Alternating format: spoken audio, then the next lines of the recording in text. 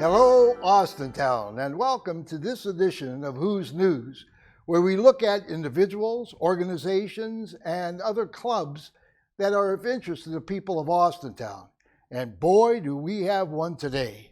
This organization is so active, it's probably the most active organization in Austintown, and that's the Austintown Junior Women's League. And I guess I'm going to get corrected on that pretty soon, too. And with me today is the president of the Austintown Junior Women's League and a past colleague of mine for years here at Austintown, Fitch, and that's Peggy Bennett. Peggy, welcome to our show. Hi, Ken. Thanks for having me here. No, I tell you what, we've been trying to get you for a while. You're an active person. You're always on the move someplace. Now, we always start off by, okay, who's Peggy Bennett? Where did you grow up? When did you come over to Austintown and things like that? Let's see. I was born in January of 1954, and my parents lived on the South Side, and we lived on the South Side until 1978. Well, actually, we lived in my house that I grew up in until 1978, which was over on Meadowbrook in Brownlee Woods. Yeah. And then we moved to Dixon Street, still on the South Side, and we lived there for about 5 years. The only reason we moved from Dixon was because my landlord sold the my mom's landlord sold the house, so we kind of had to find somewhere to go. But I was presently teaching at Austintown Fitch High School, and I started here in '78.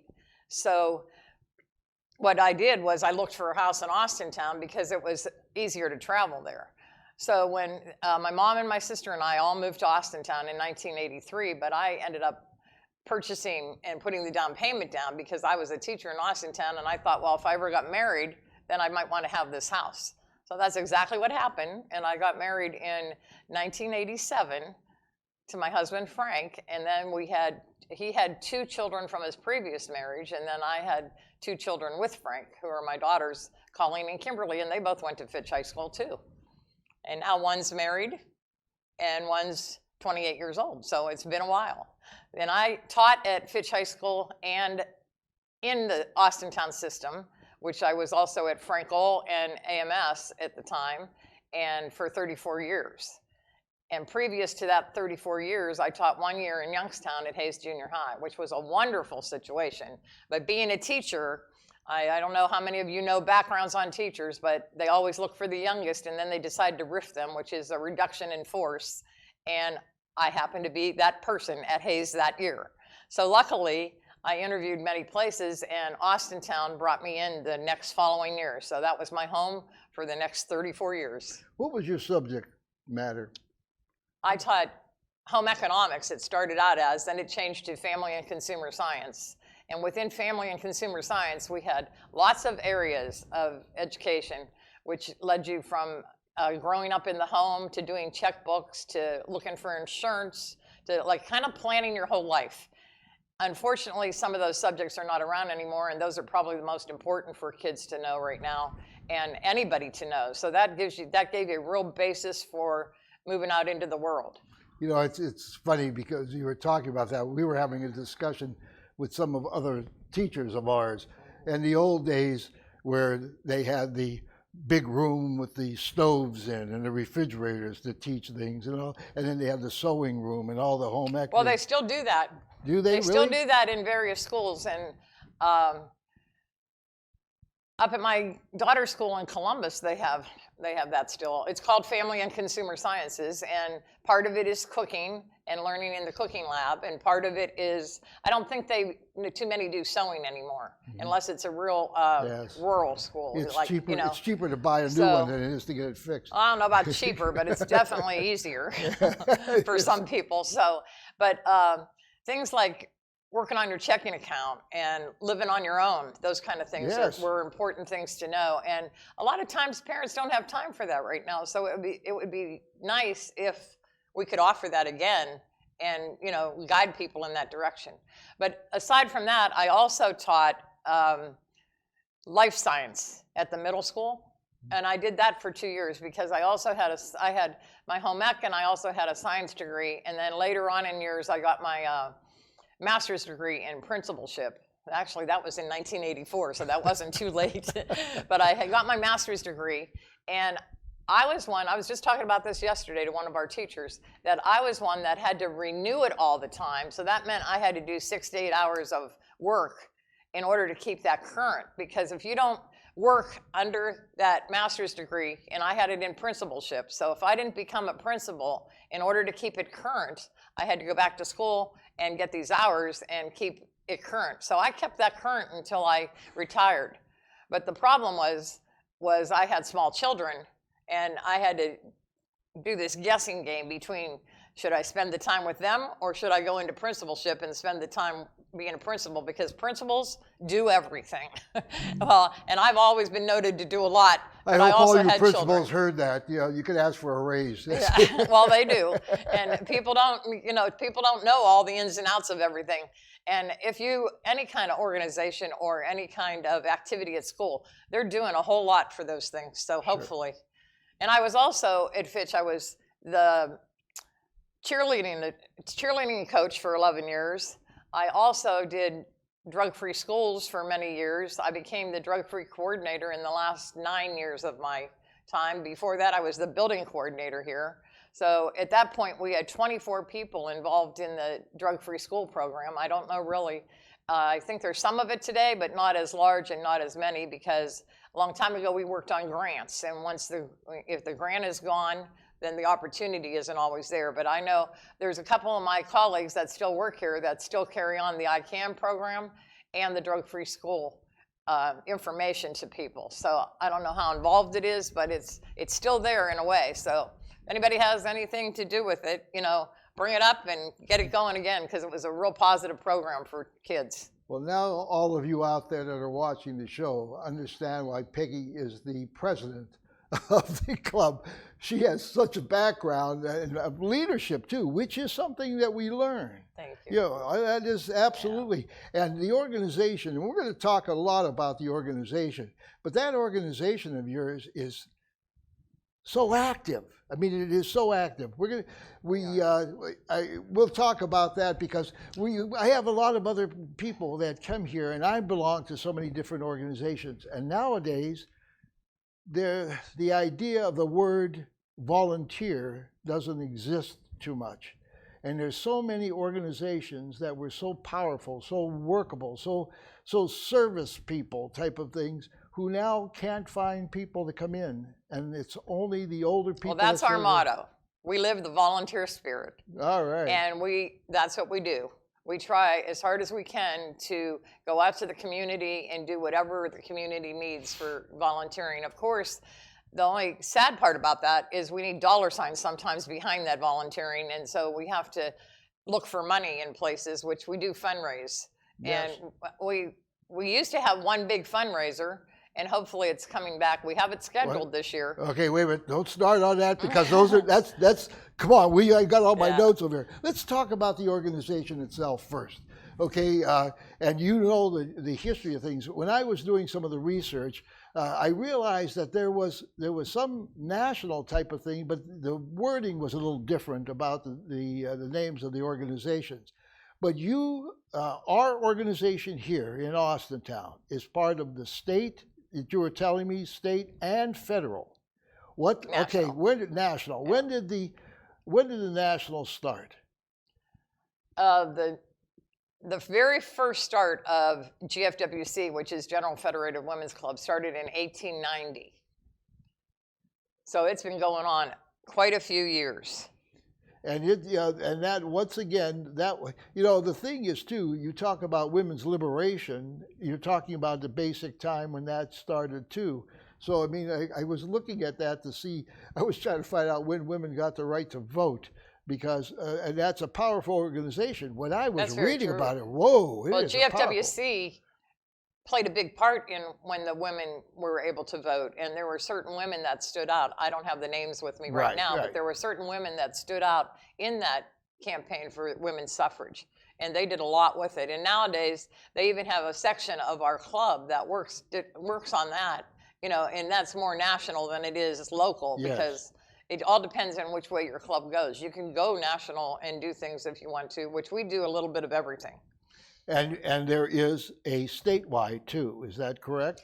Yeah, it's General Federated Clubs of Ohio. So the Ohio organization is kind of above your local clubs, and we feed into the state organization. And all through the United States, there's a club in almost, I think, every state. Yeah. There's 5 regions that our state belongs to, and that's called the Great Lakes region. And pretty soon here, they're having a conference that I will attend. And they had the national conference this past August, which is usually in June, but because of the situation, they had to bump it up to August. So not everybody goes to that because it's usually on your dollar. Mm-hmm. So that's why they don't all go. But, you know, you would have people flourishing there. We had a great attendance, you know, anyway, so that was a good thing. But you've had so many successful and yearly activities, and we'll talk about those later. But you know what I was researching too? It said that in many cases you cooperate with some other women's organization, and you combine some of the efforts that you do. Do you work with other ones from the state of Ohio every once in a while over projects? Well, we do when we, like, there's always projects going on when you go to the conference at the state level. Our conference is in Dublin, Ohio. Yes. Which is in Columbus. Right. And they always have certain things that go on there. It's just not like a meeting conference. It's also a doing conference. So you have projects that you work on while you're there also. And then you find out a lot of information too. But other than that, they always encourage you to join with your other people around here to team up with them. So we have done like a project with Bourbon Poland Junior League at one time. And then we also reach out to things in our community. For instance, my vice president, she just spoke at the Rotary Club, and we're doing a book event. So the Rotary helped us find some books at one point. So it was really nice and we're hoping to do a project with Rotary. A project that gets into bigger things and things like that, maybe with hopefully looking at the rescue mission. Oh. And we've done things with them before to, you know, give things to the rescue mission. Well, you are a very powerful organization, and the thing is that the success of your working with other ones, and we know all the people from the Rotary, from the Kiwanis, from the Growth Foundation, from the Optimists, and so on. And they're all trying to work together now, but they are having problems. We'll talk about the situation later. But now there are certain projects that all I can remember when I first came to Austintown. I was here quite a few years before you did. I grew up in Camel, but I taught in Rochester, New York, and I came back here. And the thing is, Austintown at that point, in the 1960s, was its blow-up year. It was the time they went from a small township to one of the largest in the state of Ohio, which we still are with the numbers. But the organizations were there. But I love to read this. Let me read this, and we'll talk about. I was reading this. This is the purpose of the Austintown Junior Women's League is to provide a creative outlet for women interested in giving service in the areas of arts and culture, education and libraries, health and wellness, and civic engagement outreach. Wow. So in essence, the organization with its particular purpose, do you try to do something from each of those particular issues? Well, how this is set up is through the national, there's affiliates, and those are the affiliates. There's also affiliates. The affiliates that work with us are also like bigger, like March of Dimes. Yes. Heifer. Wow. Hobie. All these ones, they have certain ones that go with them, and we partner with them to do different projects too. Well, then it comes down to these community service areas that there's 5 of them. And they changed their names a couple times, so now they're like this. You got the up-to-date one, so that's okay. Good. So there's 5 of them that we work with, and what that means is locally, each one of those areas is headed by a chairperson in your organization. And the chairperson gets a committee together, and then as a club, we think of projects and different things to do in those areas. And those areas also are counted for programs and projects. A program is more or less, okay, I'm going to call up Ken today and he's going to come in and talk to our club about something that he's good in, or what you do. And then we do that right at our meeting. A project is where we organize something to get it done and we work hands-on with other people. And so hopefully we can do that with a lot of people, and we get out there. We don't just meet. We get out there and do things for the community. So it's in all these different areas. And then when the chair people put them together, then it opens to the club, and they can do anything. Now, I have lots of examples, but I won't go into that right at this point. I mean, we can give a couple of examples. Just recently with your organization and the township park. Okay, yeah. There are two projects, individuals working on separately. One of them was we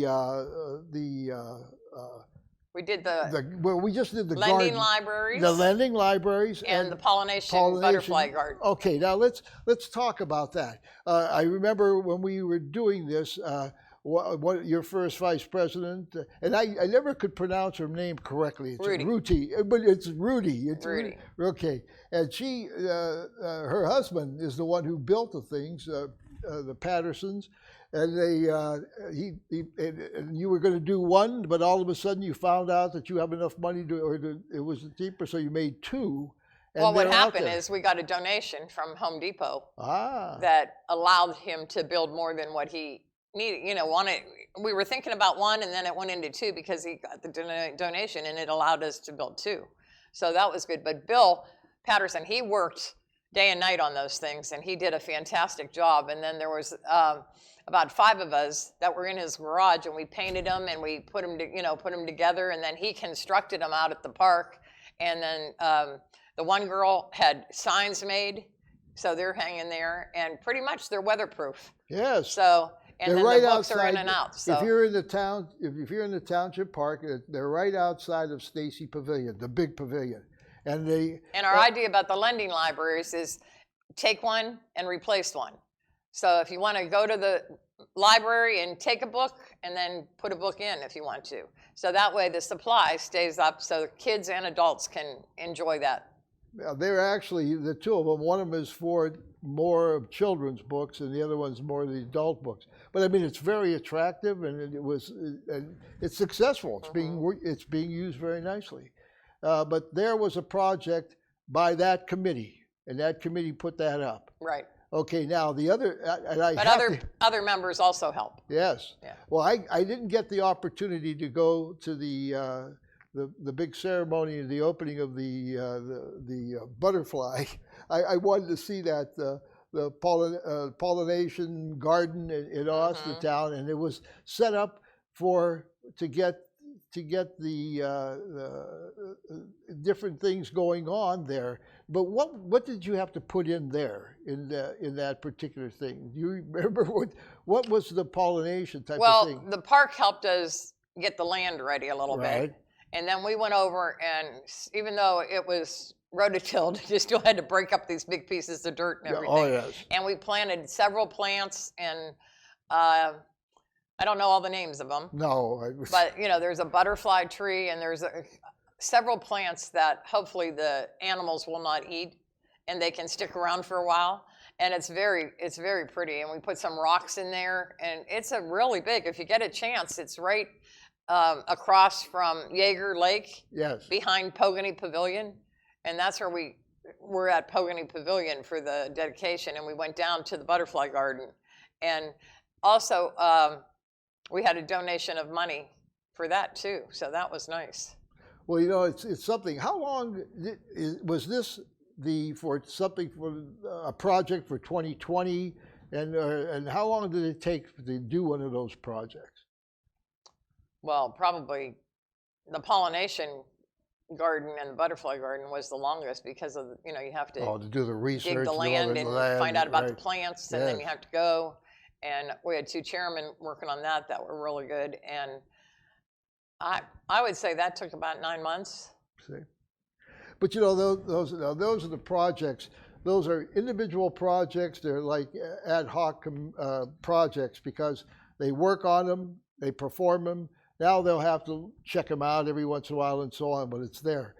But all I can remember was the big part about the pollination is you have to water it. Water it. Oh, okay. So there is a time in the springtime here that, you want to make sure in the summertime that you want to make sure it gets watered. And that's hard because people then have to devote their time to going out to the garden and taking water down there. Yeah, there's not a lot of open water around there. No, and it's hard. Well, the lake's there, but it's hard to get the water from the lake to the garden. So you try, but I wasn't on the watering crew, but a lot of ladies were, and it's dedication and hard work. Well, that's why I was saying those are projects that are happening and so on. But the thing that I remember so much about the League is the yearly things that you've done. One of the biggest is when we have the tree lighting for Christmas.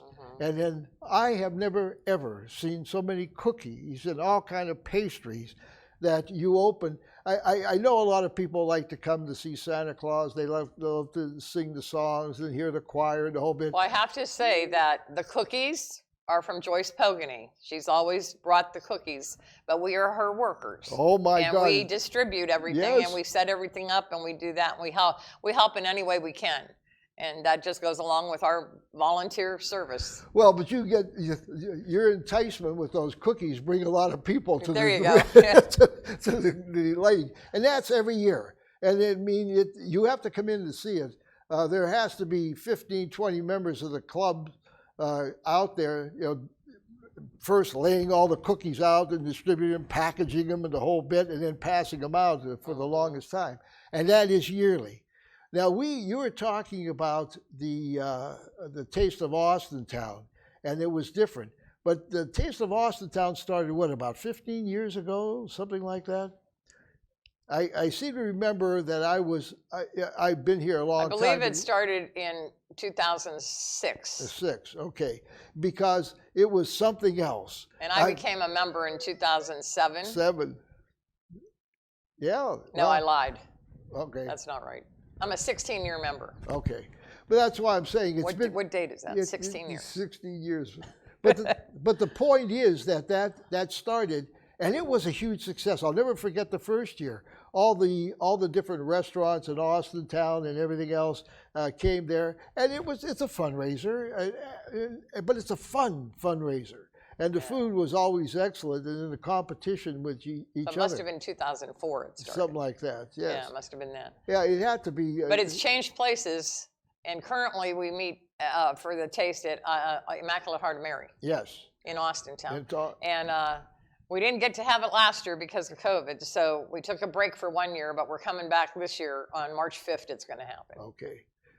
March 5th, the day after my birthday.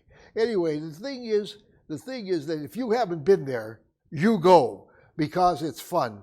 It is, nobody pressures you about anything. You get to taste all the specialties coming from each of the restaurants that are there. I'm serious. It sounds like, oh, I'm only going to have a little bit of this. By the time you leave there, you're stuffed, absolutely stuffed, right. And it's excellent food.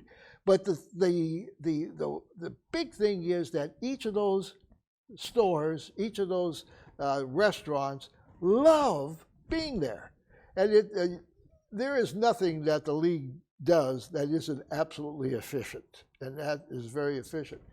But now this last week, this last year, that was really something. Now I participated in it. I didn't help it. I participated in it. But how great that was. Now there you were outside with the different raffles that you had and so on. So in place of our taste this year, we had to find a way to make some extra money so we could keep giving our scholarships out, because we do give scholarships to Fitch students every year. So we had to figure out how we're going to replace our money. So we came up with a drive-through pasta dinner, and it was real nice. We were able to have it at Immaculate Heart of Mary, and they have a nice spot. You just drive up to the building and go through. But we also had our basket raffle, and we had this big barrel of alcohol raffle too, and the 50-50. So we didn't lose any money on our baskets or our 50-50 or anything like that, because that came out really nice. And then we did the pasta dinner too, that people really took advantage of. So it was very successful, and we had a really nice day that day. But it's always iffy because because of the situation, we had everything outside. So you had to put your baskets out at the last minute, and then you had to make sure, you know, you were The praying weather no was going to be rain. right. And it worked out, and it was on May 23rd, and it really was a nice day. It was excellent. You just pull up, and the members of the club were to transfer from the kitchen to your car. You give them the tickets, and they would give me. It was so efficient. It was unbelievable, and you get some excellent gifts that you use for your raffles. It's a beautiful place. Well, most of those baskets are donated by individuals from our club or by organizations or businesses. And we really appreciate the help from all the businesses that take part in this. And they were most of the businesses that also take part in our taste. So when they come to our taste, we are so appreciative of that. And we're hoping that we always continue that, because then the people in Austintown and from wherever that come to the taste get a little taste of that restaurant, yes. And they'll go and benefit the restaurant from it. So it's been years of pleasure, and I hope it continues, because it's a very nice thing to do. And we're looking forward to, getting with all our vendors, and hopefully. Well, I want to come to one of your club meetings to tell the people, hey, listen, why don't you do both? Because I love that pulling up with the spaghetti. Maybe we will. Maybe we will. Because, I mean, the fact is that any organization, this is a service organization. It provides service in different things for the people around here and work for the members. So money has to be gotten somewhere. But it was so proficient. The spaghetti was excellent. The easy way of getting it was there.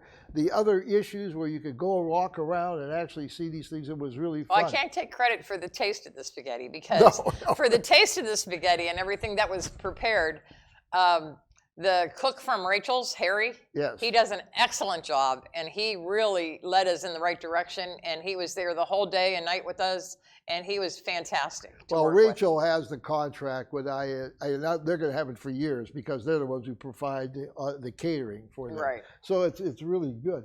So anyway, but they donated a little too, because for a spaghetti dinner, it's a fundraiser, so it's not like your normal restaurant type of situation or your catering type of situation. So Les plays an active role in what he does, and he really helps people out, for those kind of things. And you know what? Let's give him a little bit of credit here too.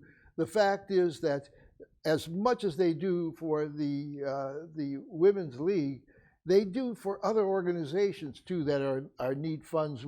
They just had a fundraiser for an individual of the Baseball Association that was injured or a health problem, and they wanted some funds for him, and they work so well with him. So I think you're going to be there a long time, and I'm looking forward to the Taste of Austintown to be back. And I'll tell you, there's a lot of people outside of Austintown that are in there.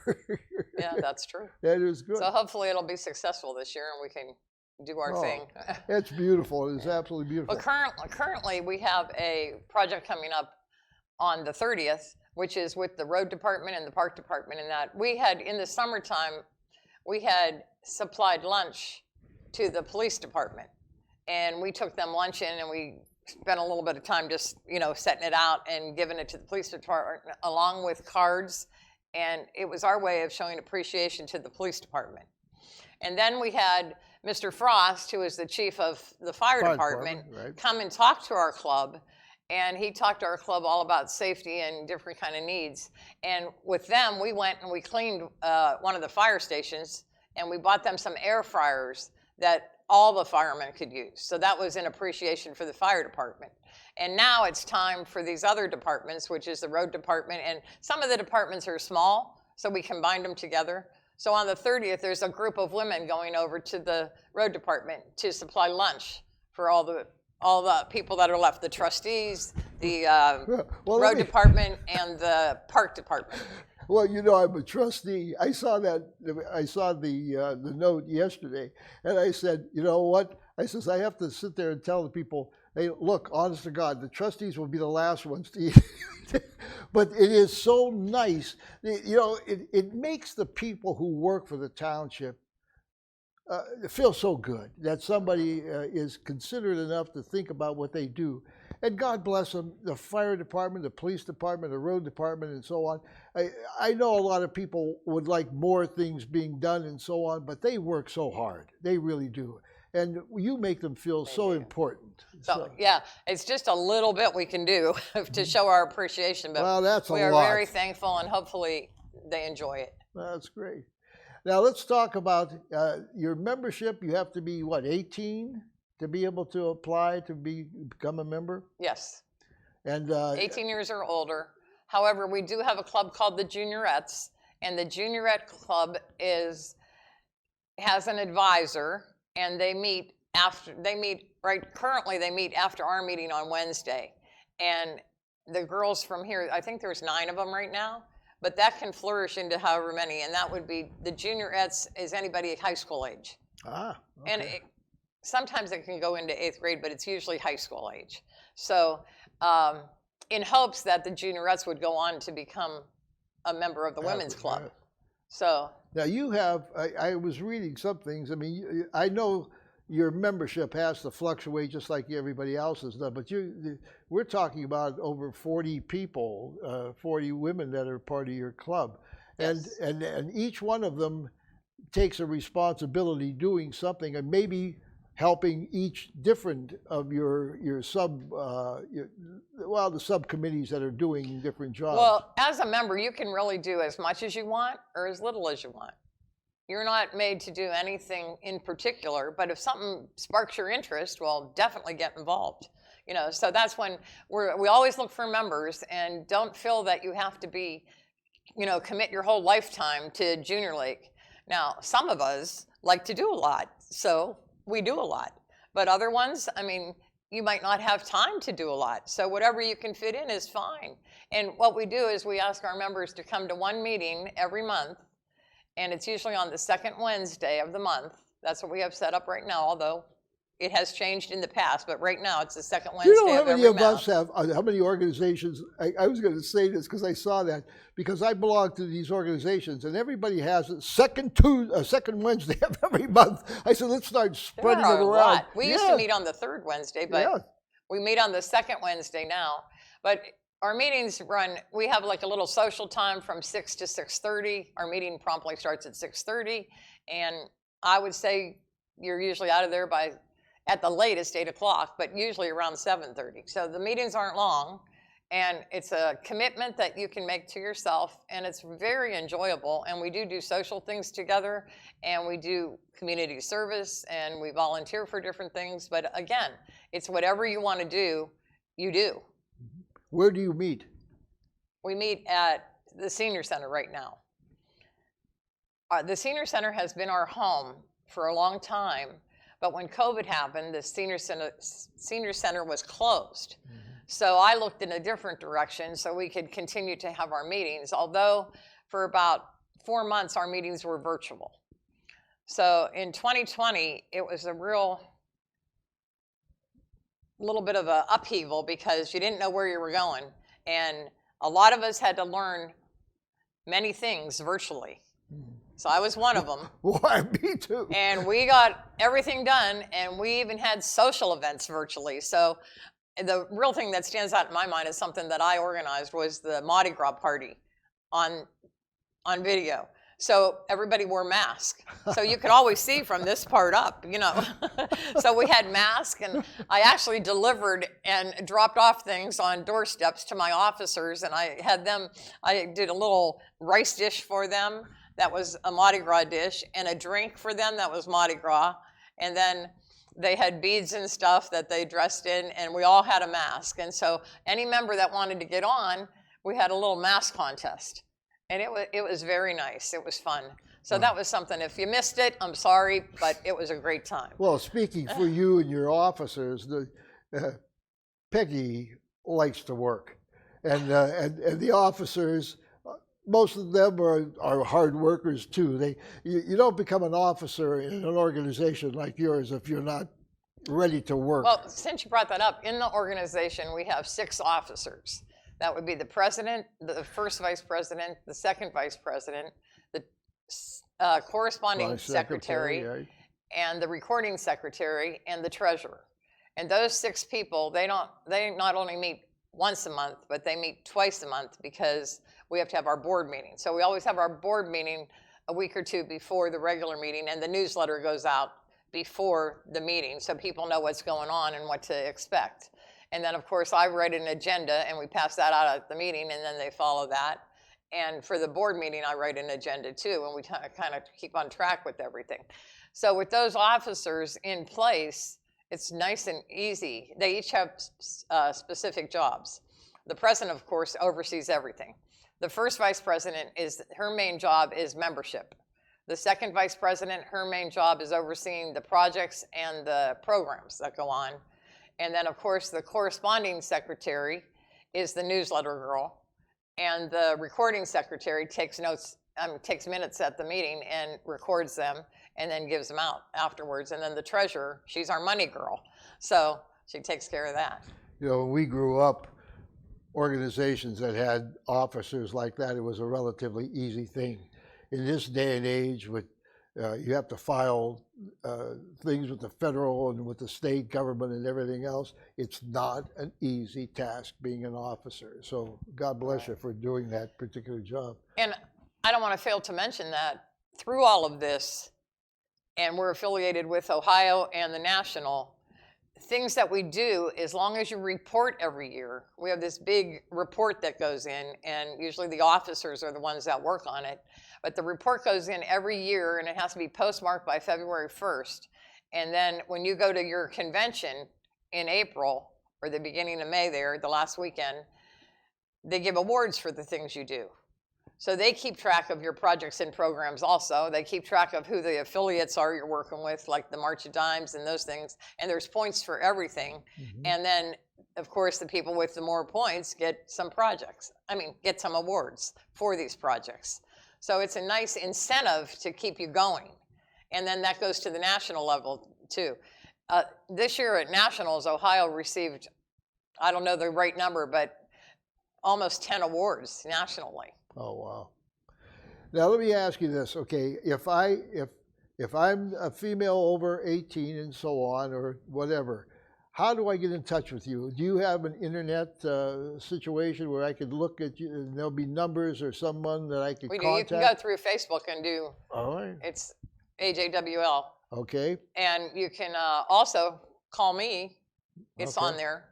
On Facebook too. And I'm going to tell you, Facebook, it's there. A lot of it's there because I looked at it. Well, I can attribute that to our first vice president, Rudy Rodriguez Patterson. She is our #1 publicity person, and she does so well for the group. And she has a camera with her all the time. She takes all of our pictures, and she really gets the news out there. So you've probably seen us in the paper. We hit the Review often, we hit the Vindicator, and we also have a lot on Facebook.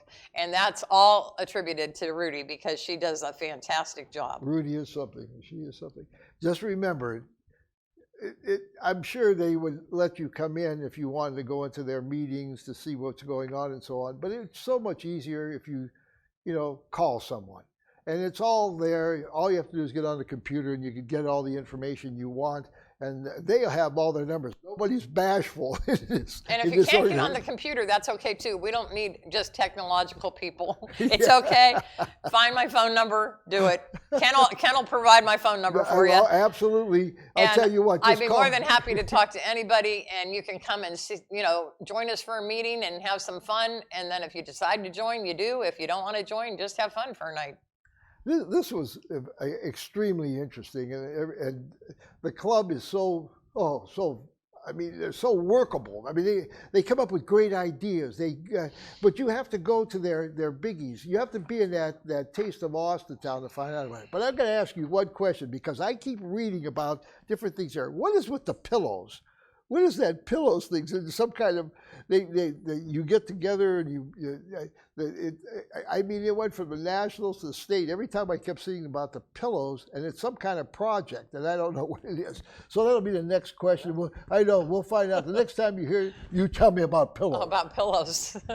Listen, I really enjoy. I wanted to mention one thing, though. Please. When I was talking about the awards, this is a special thing for me. Sure. So GFWC awards one individual the Jenny June Award. Yes. And it comes from commitment with family, club, and volunteering for your community service. And Ohio, every state picks one to represent their state, and I was the one picked this year. So I am the Jenny June Award winner for 2021, and I will be going to the regional to represent our state. And my president, Ohio, Margene Sizemore, she has to give a biography of me while we're there at the conference and kind of introduce me to the crowd. They told me I don't have to speak, so I'm not sure about that, but as just being the Jenny June Award winner for Ohio is a great, great accomplishment and a great feeling that they had thought enough about me to do this for me. But, you know, speaking and then if you get chosen at regionals, there's 5 of us at regionals. 2 of those will go on to the group of 16. And out of those 16, 8 of them will be picked for nationals. So only 1 gets picked out of that to represent the whole country in that. But well, I'll tell I'm you happy where I'm at. With your history of being the leader of around here, and I'll tell you what, in all sincerity, there are times that when people get awards, other people get a little upset. Everybody was, they didn't understand why it wasn't done a lot sooner, because you worked so hard and you follow that. You have to read the description of what you had to do to be honored the way you got honored, and everyone absolutely agrees that you do it constantly. Thank you. This is no mouse over here, ladies and gentlemen. This young lady is a hard worker, but the best part about it is your leadership qualities are so important, and they're needed when you have an organization as powerful as you have here. But I'm looking forward to it. So now listen, the next project you're talking about coming up, well, the Taste of Austintown, you say March 5th? Yes. Right? Okay, so everyone get ready for that, because it's going to be a fun Well, that's our next fundraiser, but it's not our next project. Okay. We'll have lots of projects before March 5th. Okay. Well, I'll tell you what, the next time I'm going to come to one of your meetings, maybe bring the cameras there, because it's tough for people. You know, we're retired, so we could go do some of the things we do, but a lot of the people are working and so on, and you really have to introduce this outstanding group of individuals that are members and officers in your club to everybody out there, because they work hard. They work hard. That would be nice. I could say this on behalf of the people in Austintown. I'm not going to say especially the women, because the women are the ones doing all the work over here. You know, it used to crack me up when I would listen to these guys say, I didn't eat anything. My wife isn't home to cook. Well, you know, go learn how to cook. They just didn't understand that. You should have came to my class, huh? Yeah, absolutely. You know what? We used to do that, and we used to love it, because especially I came from a community that had, it was all different nationalities. So they had all this different food, and you learned how to do and cook all those particular things in the class itself. So it was important. But listen, I thank you so very much. And anytime you're ready that you have a project going and you want to talk about it, just give me a call. We'd love to have them on Who's News. And we have followed you. And there's going to be a number of different of our tapings that will be shown also with this particular show, because we have been there with the cameras, either single cameras or our motion picture cameras, and we have tapes of all the things that go on. And we could keep going forever, because they never stop. You have a lot more to talk about if you want me to. Well, the thing is, we'll have to come back after that, because the show is, we went past our timing as it is. But the thing is, there's so much more that we're going to do this. And let's set up another time. And a lot of the other organizations, what are some of the other things that you wanted to discuss? We'll talk about it for another show. Okay. Okay? Well, ladies and Peggy, thank you so very much. Ladies and gentlemen, the president of the Austintown Junior Women's League, an outstanding organization, an outstanding leader, and she got a super honor that she so justly deserves.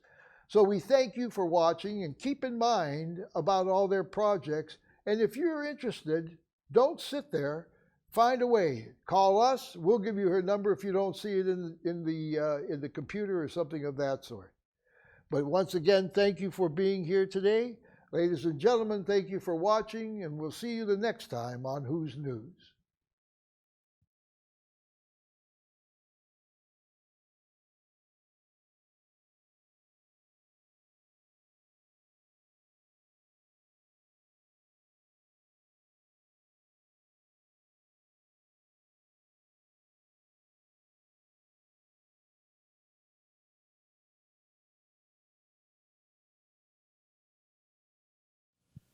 In association with Austintown Local Schools and Austintown Township.